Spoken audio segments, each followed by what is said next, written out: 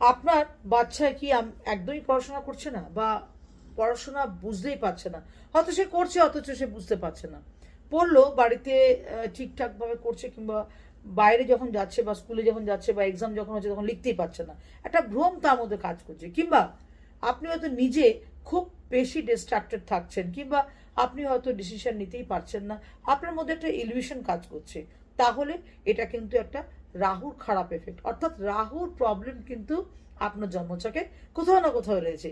রাহু কিন্তু আমাদেরকে তখনই পীড়া দেয় যখন আপনার রাহুর কথা বুঝতে পারি না, বা রাহু কিভাবে আমাদের জন্মছকে রয়েছে সেটা বুঝতে পারি না। কিভাবে রাহুর অ্যাট্রিবিউটকে আমরা বুঝতে পারি না সেটাও আমি বলবো, কিন্তু রাহুকে কখনো ডাইরেক্টলি প্রতিকার করা যায় না। রাহুকে ডাইরেক্টলি প্রতিকার করলে কিন্তু উল্টে এফেক্ট দেয়।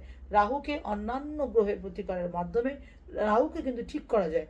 মঙ্গল এবং চন্দ্র এমন একটি গ্রহ যার থ্রু দিয়ে আমরা কিন্তু রাহুর খারাপ থেকে খারাপ প্রভাবকেও ঠিক করতে পারি।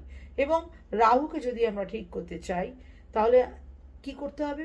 তাহলে নিজের মাথার কাছে একটি কাচের জারের মধ্যে, সেটি ছোট হতে পারে বড় হতে পারে, সেটার মধ্যে মৌরি ভরে রাখুন এবং প্রত্যেক সোমবার দিন দুধের মধ্যে কালো তিল দিয়ে মহাদেবকে অর্পণ করুন, শুরু করুন এটা।